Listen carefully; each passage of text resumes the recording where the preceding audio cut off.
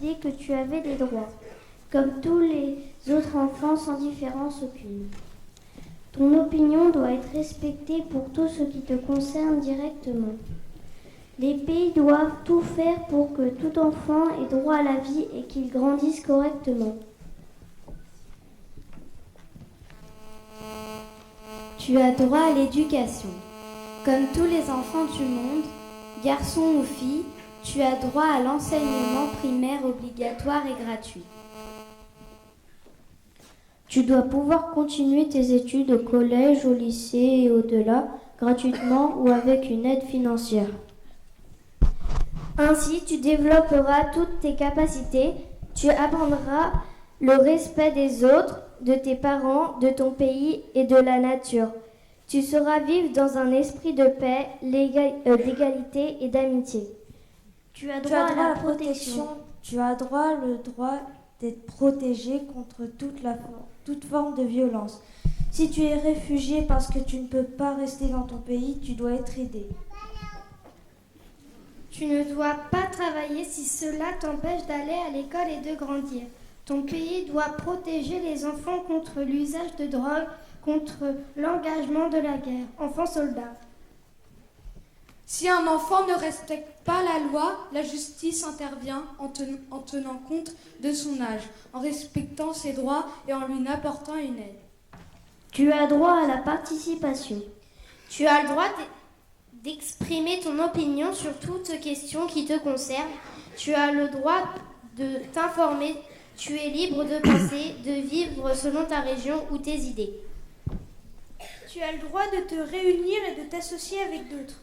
Mais pour exercer ces droits, tu es obligé de respecter la loi de ton pays, les droits et les libertés des autres. Ton pays doit veiller à ce que les journaux, la télévision, les livres et Internet soient adaptés à ton âge et sans danger pour ta vie. Ta vie privée doit être protégée. Tu as droit à une identité. Tu as droit à une identité. Tu as le droit d'avoir un nom et un prénom déclarés à ta naissance. Cette déclaration officielle permet de te protéger. Tu as le droit d'avoir une nationalité donnée par ton pays. Tu as le droit de connaître tes parents et d'être élevé par eux. Si cela n'est pas possible, ton pays doit t'aider et te protéger. Tu as droit à la santé. Tu dois recevoir les soins nécessaires pour vivre et être en bonne santé. Par exemple, être vacciné. Tu as le droit de recevoir une alimentation suffisante et équilibrée, ainsi que de pouvoir utiliser et boire de l'eau potable. Tu as le droit de bien grandir. Pour cela, ton pays doit t'apporter à toi et à tes parents aide, soutien et formation.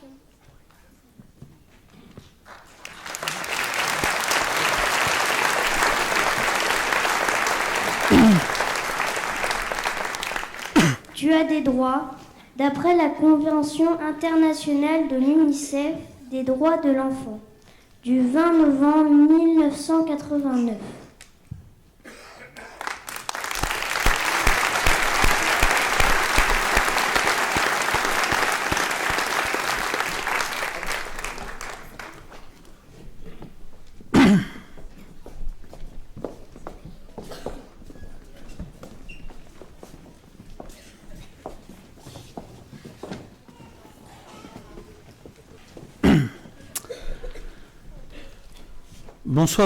Bonsoir à toutes et à tous, mesdames, mesdemoiselles, messieurs, mes chers amis. Je crois qu'ils vont mériter que vous les applaudissiez encore parce que parler ici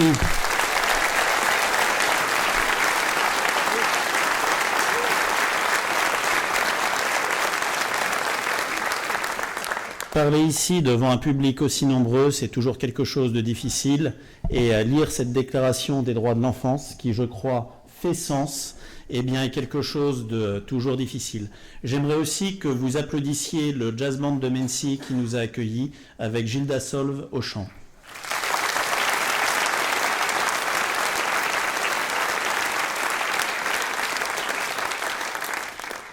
Alors vous êtes extrêmement nombreux pour venir participer à ce moment essentiel, important de la vie d'une commune, qui est une cérémonie de vœux. Et donc je demanderai par avance à ceux que je mettrai de citer, de bien vouloir m'excuser et de ne pas m'en tenir rigueur, en tout cas pas au-delà du terme de cette soirée. Je tenais tout d'abord à saluer la présence de Froc Marlin, notre député, maire d'Étampes, qui nous fait l'amitié d'être avec nous ce soir, accompagné de son suppléant Bernard Boulet et de sa collaboratrice parlementaire Jannick Joly-Marlin. Merci à eux d'être là. Je tenais à...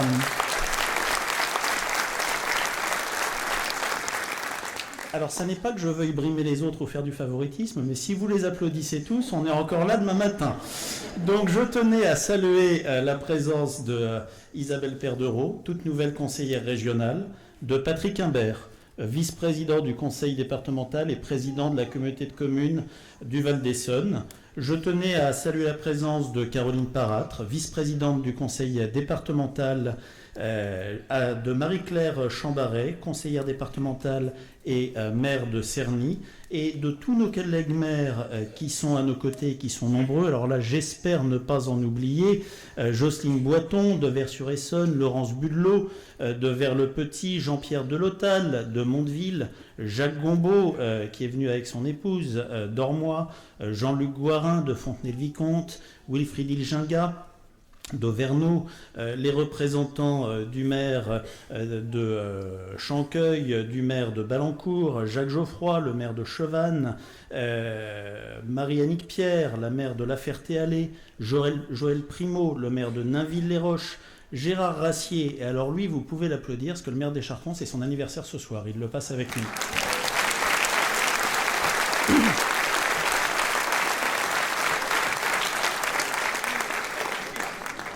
Alexandre Spada, le maire d'Itteville, Francisque Vigourou, le maire d'Igny, Jean-Claude Quintard de Vers-le-Grand, Carl Dirat de Villabé et Thierry Lafont de Lys. Le plateau est descendu jusqu'à Mency, Jacques Bernard, le maire de Beaune. Je tenais également à saluer les représentants administratifs de la communauté de communes, du CIARS, du CIRDOM, avec leurs directeurs qui sont présents, à saluer la présence du capitaine Waro, qui représente le colonel Evans, du lieutenant Thierry de Tavernier, commandant la brigade territoriale de Mency, ainsi que du capitaine, désormais, j'ai du mal, Dalou, qui jusqu'au mois d'août dernier commençait dès notre brigade territoriale et a maintenant rejoint une compagnie que tu connais bien, cher Franck, celle d'Étampes. Je tenais à saluer également la présence de M. Moukberian, délégué général des villes marraines, et des représentants de l'escadron de gendarmerie mobile 18/1 de Satori, dont nous sommes ville marraine, qui nous font le plaisir et l'honneur d'être présents avec nous et qui sont représentés par le lieutenant Écoute. Je tenais également à saluer la présence du principal de notre collège, M. Suzanne, ainsi que du père Grégoire Gèze. Ceci étant dit, et espérant n'avoir oublié personne, je vais maintenant pouvoir vous souhaiter à toutes et tous la bienvenue pour cette cérémonie de vœux qui, il faut bien le dire, après une année 2015 aussi terrible, aussi sanglante, se veulent tourner vers ce qui nous rassemble tous, vers la seule chose qui nous permet au fond de nous projeter vers l'avenir, la seule chose qui nous donne la force d'avancer, de nous lever, de résister, de tenir ferme la barre ou de garder le cap lorsque l'on traverse des périodes de gros temps, de tempête, c'est quelque chose d'extrêmement important qui a pour nom la famille. La famille, c'est savoir d'où l'on vient et c'est savoir où l'on va. C'est savoir où sont ses racines, où est sa terre. La mienne est ici, à Mency, en Val-d'Essonne, en Sud-Essonne. C'est pour cela que, bien qu'ayant eu la chance d'être élu conseiller régional il y a quelques semaines de cela, grâce à vous, par vous, j'ai préféré ce soir être ici avec ma famille, plutôt qu'au musée du Quai Branly où ont lieu à la même heure les vœux de la région. Je sais que vous me croirez, mais je voulais vous dire sincèrement que sachant d'où je viens, où que j'aille et quoi que je fasse, cela ne sera jamais au détriment de notre commune. Vous avez eu le plaisir d'être accueillis avant d'entendre le conseil municipal des enfants par un superbe diaporama qui retrace, qui condense le projet des photos de famille. Ce diaporama et l'ensemble de cette exposition, vous pourrez la retrouver à la fin de cette cérémonie dans la salle Michel-Ange, lorsque nous partagerons la galette des boulangers de Mency. Cette exposition a été réalisée, et je tenais à les en remercier, par le service communication et le service cabinet pour la logistique et la prise de rendez-vous. Et je tenais bien évidemment à remercier tout d'abord notre photographe, Amandine Vallée, mais l'ensemble des agents qui, à titre ou un autre, ont travaillé sur ce projet, qu'il s'agisse de Cécile, de Jean-Marie, de Thibaut, de Wilfried, de Jacques, de Fouzia, de Sabrina, de Sixtine, de Dominique Bruno, et surtout, vous toutes et tous, les familles de Mency qui y avaient participé. En effet, un tel projet, ce n'est pas quelque chose qui est fait simplement ou juste pour faire plaisir aux familles mensoises. Alors, c'est quelque chose de normal, pourquoi pas, mais c'est quelque chose qui va plus loin. Un projet comme celui des photos de famille, c'est vouloir marquer, graver, figer par l'image dans l'histoire celles et ceux qui font et qui sont notre commune. Une ville, Mency, ce n'est pas que des bâtiments, des rues, des parcs, des marais, c'est autre chose. C'est les hommes et les femmes qui la constituent. Et pourtant, on a l'habitude de photographier des travaux, de photographier des bâtiments pour les laisser à l'histoire et jamais des êtres humains. Nous, ici, nous avons décidé, au travers de ce projet, de marquer ce lien de vie et d'humanité qui nous dépasse et qui nous unit, au travers des âges et des lieux, un lien qui a pour nom famille et qui est trop souvent moqué, méprisé, oublié, ringardisé. Alors qu'est-ce que la famille, me direz-vous? Pour les anthropologues, et si on prend la définition de Claude Lévi-Strauss, une famille est une communauté d'individus réunis par des liens de parenté existant dans toutes les sociétés humaines. Elle est dotée d'un nom, d'un domicile, et elle crée entre ses membres une obligation de solidarité morale et matérielle. Au sens restreint, on peut donc considérer qu'il s'agit du noyau de base de toute société. On peut aussi essayer de la définir à contrario, parce qu'elle n'est pas. Elle n'est pas être d'accord sur tout. Elle n'est pas avoir les mêmes convictions. Elle n'est pas avoir les mêmes idées. Elle n'est pas ne jamais se disputer. C'est, à l'inverse, avoir un patrimoine, avoir des principes, avoir des valeurs communes.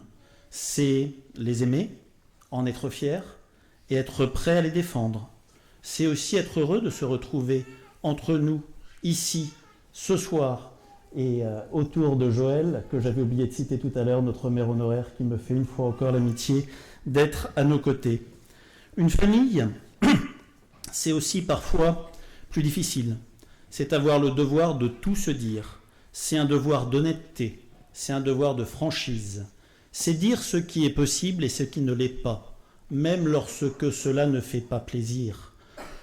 Par exemple, si l'on parle des transports en commun, qui sont à la fois la chance de notre territoire, parce qu'ils lui permettent de se développer, mais qui pénalisent quotidiennement l'ensemble des usagers, parce qu'ils sont catastrophiques, parce que depuis 20 ans, la région et l'État, tout gouvernement confondu, ont décidé d'investir massivement à Paris et à la micro-petite couronne qui va au bout des lignes de métro, considérant que nos terres sont des réserves d'Indiens, bon être oubliés, lorsque l'on dit que malgré le changement de majorité, eh bien les grèves dont nous avons encore été victimes la semaine dernière, et d'ailleurs ça pose la question de la notion de droit de retrait et jusqu'où ce droit de retrait n'est-il pas abusif ou peut-il être exercé? Eh bien ces grèves, ces problématiques ne seront pas solutionnées d'un coup de baguette magique en quelques heures. Il va falloir des mois, voire des années de travail. Parce que lorsque les choses n'ont pas été faites, lorsqu'il faut rattraper le temps perdu, passer de nouvelles commandes, répondre à des procédures de commandes publiques, mobiliser des budgets, même quand les choses se démarrent, et si elles démarrent aujourd'hui, il y aura plusieurs mois, plusieurs années pour qu'elles arrivent à se concrétiser. C'est aussi avoir le courage de dire que de plus en plus, et tous les maires et les élus qui m'entourent le savent bien, nous devons faire face à des moyens qui sont, et c'est un euphémisme, particulièrement restreint. Il n'y a pas une commune, et Mency en fait partie, où nous n'avons pas été obligés de réduire, supprimer, réétaler des investissements, de faire des efforts importants sur le fonctionnement. Et croyez-moi, il est plus facile lorsque vous êtes présent à une réunion de copropriétaires, à une réunion d'AFUL, et que vous êtes maire, de pouvoir dire, eh bien, Mes chers amis, les 5 candélabres que vous me demandez, je fais une note au service technique, ils seront posés dans la semaine, plutôt que de dire, malheureusement, avec 100 €, je ne sais pas faire 120, pas plus que vous, dans vos foyers, et il faudra attendre, ou nous ne pourrons en faire qu'une partie. Au même titre que dans une famille, il est parfois difficile de dire que le cadeau attendu devra attendre des jours meilleurs. J'ai toujours, ici à Mency, dans la lignée, je pense la continuité de mes prédécesseurs, Joseph Judith, Jean-Jacques Robert, dont je salue la présence du fils parmi nous aujourd'hui, Xavier Dugouin, Joël Monnier. J'ai toujours à Mency conçu notre ville comme une famille et essayé de mettre la famille au premier rang de l'ensemble de nos politiques publiques afin que chacun, de la naissance à son dernier jour, puisse connaître un véritable parcours de vie, heureux, équilibré et qui lui permette de trouver toute sa place. Alors, sans être exhaustif de l'ensemble des politiques publiques que nous avons menées en 2015 et que nous allons poursuivre en 2016, je vais me permettre de vous en citer un certain nombre qui m'apparaissent de ce point de vue-là particulièrement importants. Alors bien évidemment, quand on parle de famille, on parle des crèches. Je pense à Jean Bernard et je pense au Chaboté. Je pense à notre rame et aux 30 000 € d'investissement qui ont encore été faits ces dernières semaines pour permettre la création d'une nouvelle salle de motricité à Jean Bernard. Je pense au projet de crèche privée que nous portons avec Alain Lequelec et les élus de la communauté de communes, cher Jacques, cher Patrick, pour arriver à augmenter l'offre d'accueil de la petite enfance. Je pense à nos écoles qui ont toujours été une priorité. Je ne vous reparlerai pas de celles du Lévite qui ont été reconstruites, mais de celles de la Janotte et de la Sablière, où de nouveaux bâtiments et de nouvelles salles de classe ont été créés en 2015 pour plus de 300 000 €, et de celles de l'Ormeteau, où des travaux d'extension et de rénovation vont être entamés cette année, s'échelonneront jusqu'à la fin de l'année prochaine pour un montant de plus d'1 160 000 €. Travaux qui seront suivis par ceux d'extension et de rénovation de l'école de la Sablière sur les années 2017 et 2018 pour un montant approchant les 1 800 000 €. Je pense à nos centres de loisirs. L'historique, Joseph Judith, qui a encore connu 20 000 € de travaux cette année pour rester à niveau, et le nouveau, des Myrtilles, qui nous a permis de dédoubler notre capacité d'accueil en 2 ans. Je pense à la création d'une nouvelle MJ, une maison des jeunes, qui déménage pour avoir 160 mètres carrés au cœur du quartier de la Janotte et qui va mobiliser 50 000 € d'investissement communal. Je pense aux actions nombreuses en termes de soutien scolaire, en termes de chantiers jeunes pour essayer d'accompagner les 16-25 ans dans la réalisation de leurs projets, chantiers que nous multiplions tant au niveau de la ville que de nos partenaires, et je pensais tout particulièrement au CIARS. Je pense également aux travaux de la place de la mairie, 200 000 €, qui ont permis de retrouver un centre-ville convivial, un lieu de vie, un lieu d'échange, et non plus uniquement une espèce de parking mal calibré qui ne satisfaisait personne. Je pense aux soirées en musique que nous allons lancer 12 vendredis cette année, en alternance au centre commercial de la Verville et en centre-ville, afin de la fin du mois de juin au début du mois de septembre de permettre d'animer notre ville et de faire des lieux d'échange et de rencontres. Je pense aux parcs qui ont été créés afin de permettre à toutes et tous, aux familles de sortir et d'aller se promener, au parc de la Roseraie, ouvert cette année grâce à la réalisation et à la mobilisation des chantiers jeunes et des agents municipaux du CTM, et aux 2 parcs qui vont ouvrir cette année pour cet été, le parc de Bel-Air sur quelques 3 000 m² et le bois de la Justice sur près de 10 000 m². Je pense au PLU, le plan local d'urbanisme qui est en révision depuis maintenant quelques mois et qui a encore 1 an devant lui d'échanges pour grandir et arriver à terme, et qui recouvre 4 objectifs. Le premier est d'essayer de sacraliser, de sanctifier, de préserver notre hyper-centre-ville, qui souffre aujourd'hui des méfaits de la loi Allure de Madame Duflot, qui, en détruisant les COS, en détruisant les limitations de constructibilité liées au stationnement, eh bien, a créé un véritable appel d'air pour permettre que bien souvent des parcelles dans des centres-villes comme le nôtre ne soient attaquées sans que les municipalités ne puissent légalement faire quoi que ce soit pour les bloquer, sauf à se doter d'un arsenal juridique que nous allons développer dans le cadre de notre PLU. Je pense au travers de ce PLU au 2e axe, le développement d'activités économiques. Parce que bien vivre, c'est aussi pouvoir essayer d'avoir une activité près de chez soi. Les transports fonctionnent mal, on le sait. l'un des moyens de gagner en qualité de vie, c'est de rapprocher le lieu du travail du lieu de vie. Et après Montvrin 1, après Montvrin 2, nous avons là-dessus, grâce au PLU, lorsque cette démarche sera allée à son terme, la possibilité et l'espoir d'ouvrir de nouveaux secteurs mixtes avec du développement économique et notamment du bureau sur le secteur de la future ancienne emprise GAD à la gare. Ce PLU, c'est aussi vouloir affirmer le devoir de mixité sociale qui est le nôtre. Parce qu'en tant que maire, je ne me satisfais pas de savoir que des jeunes de Mennecy ou des personnes âgées ne peuvent pas continuer à vivre dans notre commune, soit parce que les revenus diminuent avec ta retraite, soit parce que les revenus ne sont pas encore là sur les premiers emplois. Et je crois qu'il est de notre devoir de permettre à ces personnes qui ont vécu, qui ont leurs racines à Mennecy, qui ont leur famille, de continuer à y vivre en offrant une offre de logement diversifiée.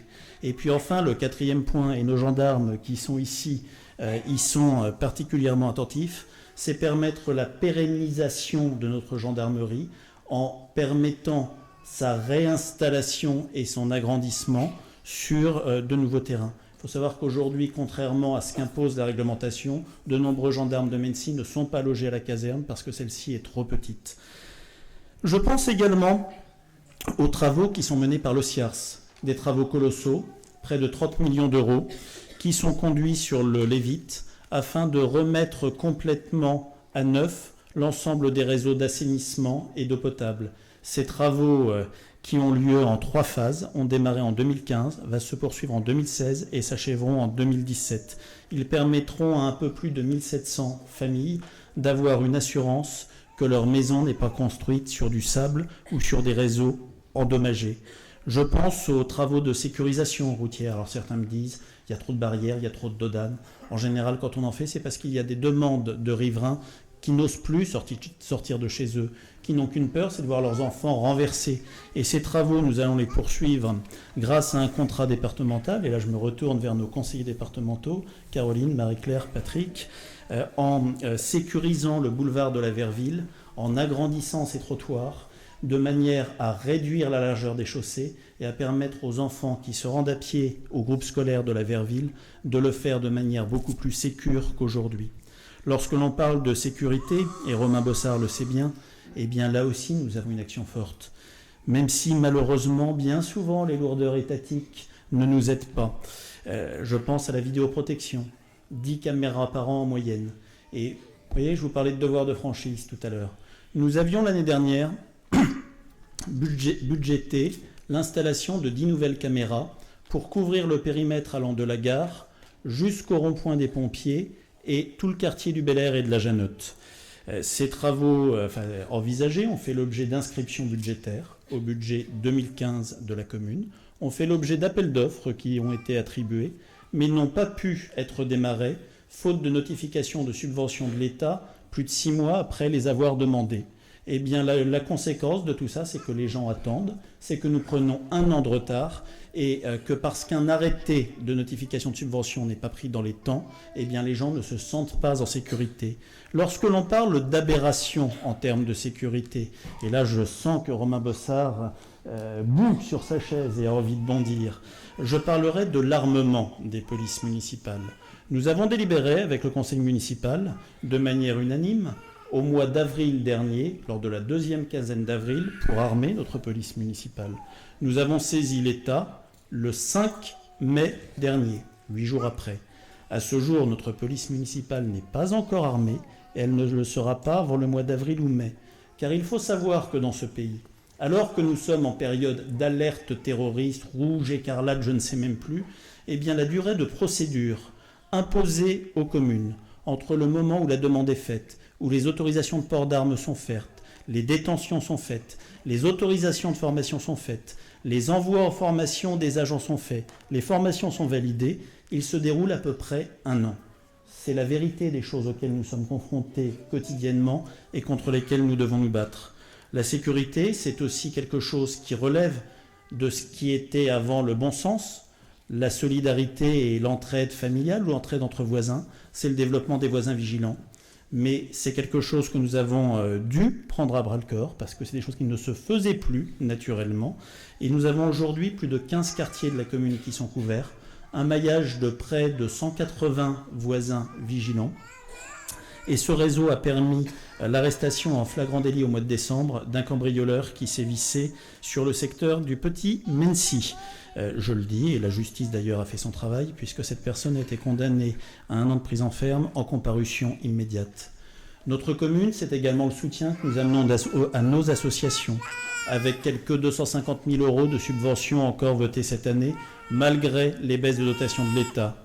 C'est également le soutien aux associations sportives et à nos structures, avec en 2 ans 165 000 € de travaux qui vont être investis pour le tennis, dans le cadre du programme pluriannuel de mise à niveau, de remise à niveau de l'ensemble de nos structures de tennis.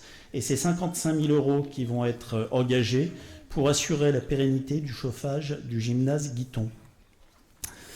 Notre commune, c'est également le bel âge. Le bel âge, c'est important.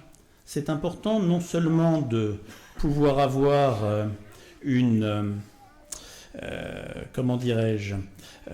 vie, une animation qui est proposée par nos services, mais également de pouvoir vivre et se loger sur une commune. Nous avions historiquement le foyer logement, Goraz. Nous avons depuis quelques années la chance, cher Joël, c'est toi qui avais porté ce dossier, un EHPAD, un établissement médicalisé qui s'est ouvert rue du Petit Mency.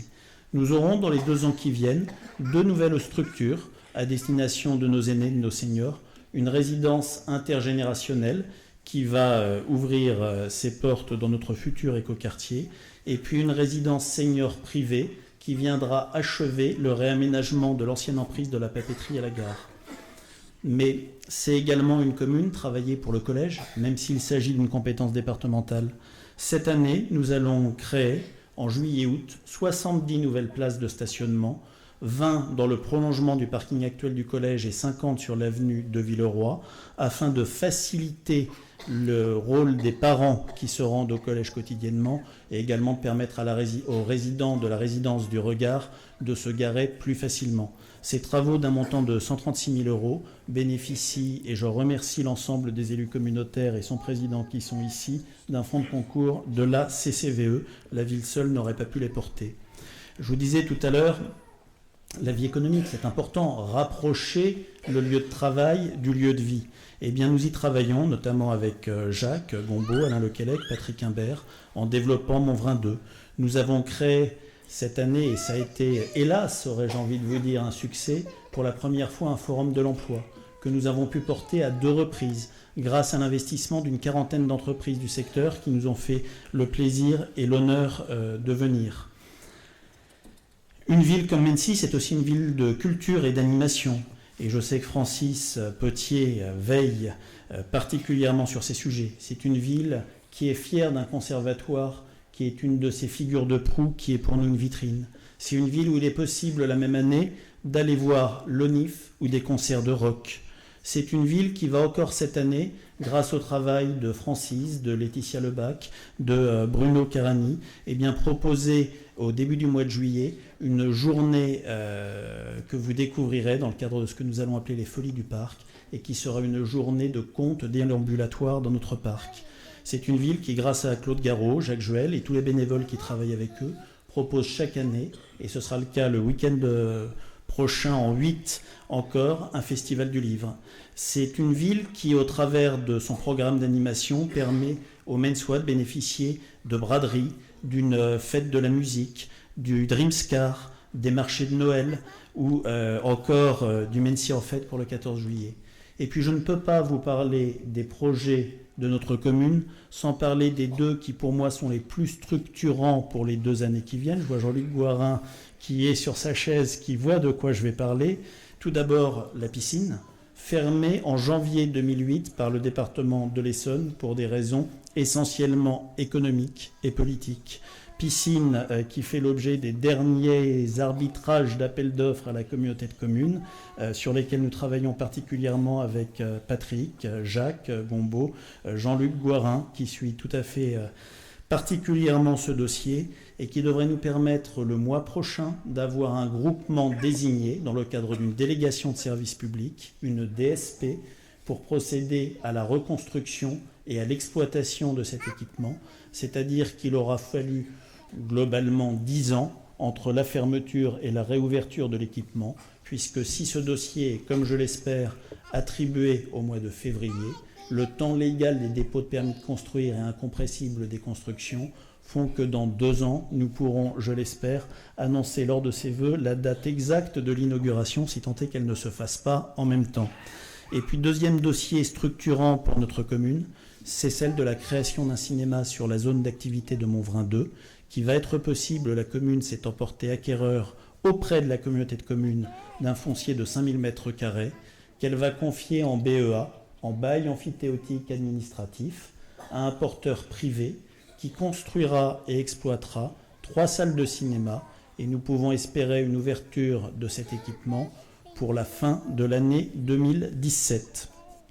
Alors, lorsque l'on a parlé de ça, vous me direz, ces projets, comment parvenez-vous à les réaliser dans des contextes financiers aussi tendus, aussi lourds que ce qui nous a été dit ? Bien, nous parvenons à les réaliser, pas parce que nous serions toujours d'accord sur tout, et nous avons des débats au conseil municipal entre les différents groupes politiques, et c'est bien normal. C'est sain, ça s'appelle la démocratie. Nous avons des débats aussi au sein de notre majorité, et c'est quelque chose qui permet de se vivifier, de se régénérer. Mais nous parvenons à porter ces projets pour une seule chose, parce que tous, autour de la table du conseil municipal, nous partageons des valeurs et des principes. Ce sont ces principes qui nous donnent la force de nous battre. Alors que notre société n'a jamais été aussi ouverte que ce qu'elle est aujourd'hui. Le temps s'est raccourci, l'espace-temps s'est raccourci, les distances se sont raccourcies, tout va plus vite. Notre société, pourtant, n'a jamais été aussi refermée. Les gens n'ont jamais été aussi tournés vers le premier micro-cercle qui les entoure. Égoïstes même, dirais-je. Consommateurs. Et Dieu sait que les maires ou les services publics qui sont là, je salue nos pompiers, je salue nos gendarmes, ont bien souvent, comme nos associations, maille à partir avec cela. Nous sommes aujourd'hui dans le règne de ce que j'appelle le yaka faucon. Je paye, j'ai des droits. Je dois. On doit me. Nous avons connu, depuis une 50aine d'années, une explosion de ce qui constituait notre structure sociale, explosion qui d'ailleurs a suivi en partie celle de la structure familiale telle que nous la connaissons.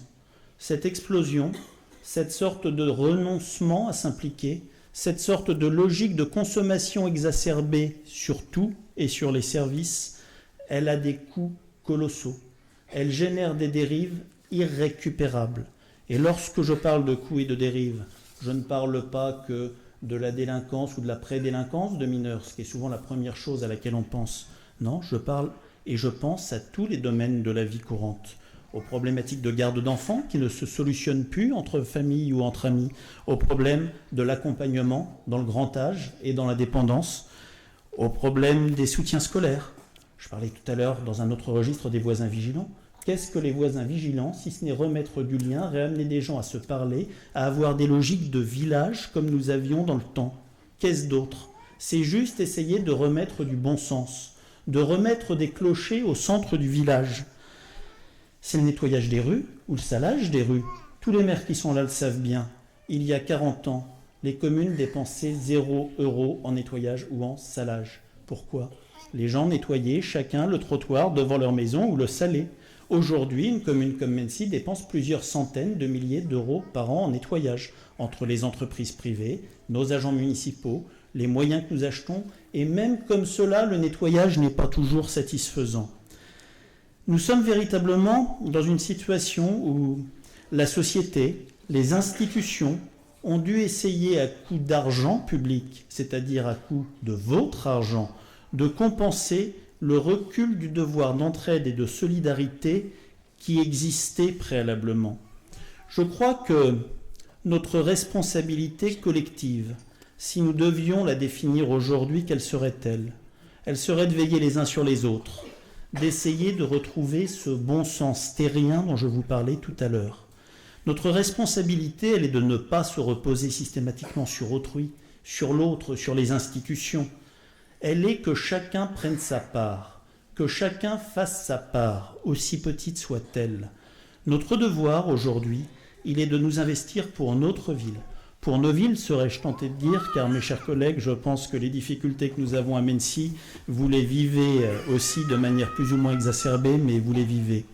Notre devoir, c'est de nous investir parce que c'est aussi, au fond, comme cela que nous pouvons résister aux barbares, qui n'ont qu'un seul objectif, nous tuer, détruire le modèle de vie qui est le nôtre. Ce modèle, soyez-en bien conscients, mes chers amis, il ne pourra vivre que si nous nous battons tous pour le défendre. Et nous battre pour le défendre, ça commence par nous investir au quotidien pour le faire vivre. Je crois que nous le devons tout particulièrement à ceux qui sont morts, à ceux qui ont été blessés lors des attentats de janvier 2015 ou du 13 novembre. Je crois que nous le devons tout particulièrement devant nos gendarmes, devant l'escadron de gendarmes mobiles 18 sur 1, nous le devons à nos militaires et à nos forces de sécurité qui sont engagés à l'étranger, qui risquent leur vie pour vaincre les meurtriers et qui le sont en France pour nous protéger et protéger la sécurité de nos enfants. Nous le devons aussi au monde, pour qui la France, même si à force de théories déclinistes nous n'en avons même plus conscience, a toujours été un phare, une lumière, un exemple. Et j'en prendrai pour seul exemple ceux de ces terribles attentats que nous avons vécus. Des attentats tels que ceux de janvier et de novembre, ils s'en déroulent tous les mois dans le monde, parfois des pires, commis par les mêmes assassins, par les mêmes organisations terroristes. Et pourtant, aucun des pays qui a été touché par ces attentats depuis le début de l'année, qu'il s'agisse du Liban, de la Turquie, du Yémen, de l'Égypte, de la Russie, n'a bénéficié du même élan de solidarité mondiale que notre pays. Aucun pays n'a vu l'ensemble des chefs d'État venir marcher pour signifier sa solidarité. Aucun pays n'a vu un tel relais que celui de ce logo de Tour Eiffel qui a été véhiculé dans le monde entier. Et la France a une place tout à fait particulière dans le monde, tout à fait singulière. Et cela doit nous obliger. Cela doit contribuer à ce devoir d'engagement qui est le nôtre, cet engagement que nous devons à nous-mêmes si nous voulons pouvoir encore croire en ce que nous sommes collectivement et garder la tête haute. S'engager, c'est bien, mais c'est une démarche courageuse. C'est une démarche courageuse parce qu'elle impose des sacrifices. Et au fond, et je reviens à la famille, qu'est-ce qu'une famille si ce n'est accepter de se sacrifier pour le bien et par amour des autres, de ceux que l'on aime? Alors lorsque l'on parle de sacrifice, je voulais saluer ici nos gendarmes, nos pompiers, nos policiers municipaux et l'ensemble des agents municipaux qui bien souvent effectuent un travail ingrat, invisible, et pourtant sans lequel aucun d'entre vous ne vivrait comme il vit aujourd'hui. Je pense aux agents de ménage, aux agents de voirie, aux agents des espaces verts, aux agents qui sont dans les stades, qui assurent les cantines ou les garderies. Alors je ne peux citer les 330 agents de la ville, mais je voulais au travers de leur directeur des services, Gérald de Gallet, qui fait un travail merveilleux de management et d'implication, au travers de l'ensemble de son équipe de direction, et je leur demanderai à ceux que j'oublierai de m'excuser, et bien de les remercier en votre nom, et je pensais tout particulièrement à Delphine Vax, une dame de cœur à la DRH, à Patrice Boudersa, à Sandrine Truffet, celle qui fait vivre les travaux dans cette commune, à Sophie Petit, à l'urbanisme, à nos deux Claudines, Noël et Cabellane, à Isabelle Fizel, à Christian de Gonlier, à Milorad Popovic, l'homme des sports, à David Fonseca, à Thomas Schneider, à Rachid Bourga, à Sounkarou Sissoko, Alain Papouin, Barbara Garabédian, qui a géré 4 tours d'élection cette année sans aucun accident, Stéphane Molicone, le pape de l'animation, Sylvina Mettet, qui travaille au conseil municipal des enfants avec Patrick Legris et sans qui ces jeunes ne seraient pas ici, à Karima Amrani, à Cécile Pelé, pour qui j'ai une pensée tout à fait particulière ce soir et à qui j'envoie toutes les ondes positives possibles, à Jean-Marie Albouy. Je tenais tous à les remercier pour vous. Je tenais à remercier l'équipe du théâtre qui fait vivre ce lieu tous les ans et qui a fait en sorte que vous puissiez tous être accueillis ici de la meilleure des façons. Je tenais à remercier les collaborateurs de mon cabinet qui réussissent une performance rare, c'est celle de me supporter à tous les sens du terme toute l'année, et celle encore plus exceptionnelle qui c'est de me permettre de faire correctement les missions qui me sont imparties. Je tenais à les remercier, Jacques Nave, Sabrina Subil, Fouzia Châtelet, Sixtine Marbeuf, et puis par extension, ils ne sont pas au cabinet, mais des fois ils nous subissent comme ils sont juste à côté, à Lionel et Marie-France. Je tenais à remercier l'ensemble des élus pour leur travail, à mes côtés, pour leur confiance, pour ce qu'ils font pour vous. Et puis, je tenais également à remercier ma famille qui accepte des sacrifices qu'elle n'a pas choisis, mais que je lui impose. Je tenais à remercier mes enfants, dont le père n'est pas toujours autant là qu'il le devrait ou qu'il l'aimerait. Je tenais à avoir une pensée tout à fait particulière pour Sylvie, qui vit avec moi, ou parfois devrais-je dire un fantôme, et qui doit supporter, lorsque le fantôme rentre, de le récupérer exténué, vidé, parfois sans la moindre capacité d'écoute, parce que cette capacité, elle a été donnée à d'autres qu'à elle. Merci à elle pour l'amour qu'elle me porte et que j'essaye de lui rendre, quoique très imparfaitement. Alors ces sacrifices que nous nous imposons à nous-mêmes et que nous imposons à nos familles, tous les élus qui sont autour de moi les connaissent parce qu'ils les vivent de la même manière. Et ils ne diront pas le contraire. Nous l'acceptons, je crois, pour une raison. C'est parce que nous avons conscience de contribuer à quelque chose qui est plus grand que nous, quelque chose qui nous dépasse et qui nous oblige. C'est la vie de notre pays, la vie de notre République. Au fond, tous ici, mes chers collègues, notre famille, ce n'est pas uniquement notre sang, c'est plus. Notre famille, c'est cette communauté qui plonge ses racines jusque dans l'Antiquité gallo-romaine. C'est cette famille qui a su se revivifier au siècle et à la philosophie des Lumières. Notre famille, elle réussit ce paradoxe d'être tout à la fois De Gaulle ou Mendès France, Léon Blum, Jean Moulin, Jean Zay, Jean Jaurès, Clémenceau, Zola, Jules Ferry, Victor Hugo, Napoléon, Lafayette, Voltaire, Rousseau, Louis XIV, Hugues Capet, Charlemagne, Clovis, Auguste ou Vercingétorix. Notre famille, c'est cette histoire commune dont nous avons hérité et que nous avons reçue en partage, mais plus encore, c'est cette histoire à venir que nous avons le devoir de construire ensemble pour nos enfants. Notre famille, elle n'est ni blanche, ni jaune, ni noire. Notre famille, elle n'est ni chrétienne, ni juive, ni musulmane, ni athée. Notre famille, elle est celle qui accepte toutes les couleurs de peau et toutes les religions. Notre famille, c'est celle qui les protège toutes. Notre famille, elle a 4 mots sacrés: liberté, égalité, fraternité et, cher Franck, laïcité. Notre famille, ses seules couleurs, ce sont le bleu, le blanc et le rouge. Notre famille, elle a un hymne qui donne des frissons et une boule au ventre lorsque nous entendons, un hymne que je vous inviterai à chanter avec moi en vous levant dans quelques minutes et qui s'appelle la Marseillaise. Notre famille, elle a un nom, c'est la France. Vive Mency, vive la République, vive la France.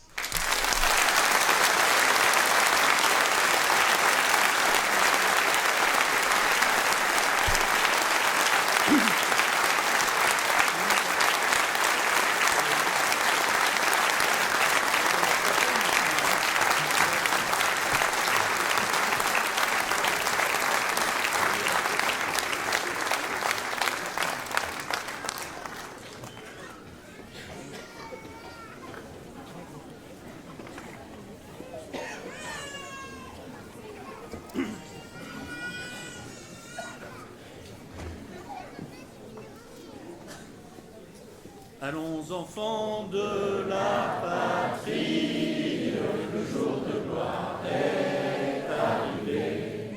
Contre nous de la tyrannie, l'étendard sanglant élevé, l'étendard sanglant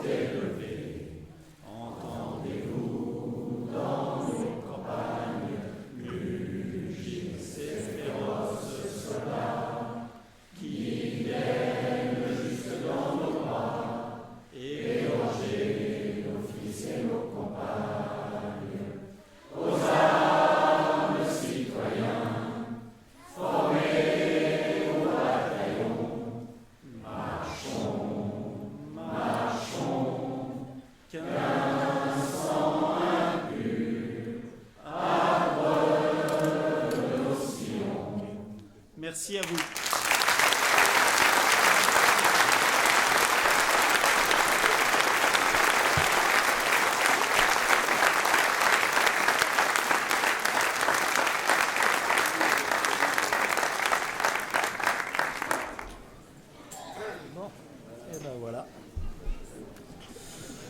Donc vous êtes toutes et tous invités à vous diriger en utilisant la sortie qui est sur ma gauche vers la salle Michel-Ange pour découvrir l'exposition complète des photos de famille et partager la galette de l'amitié.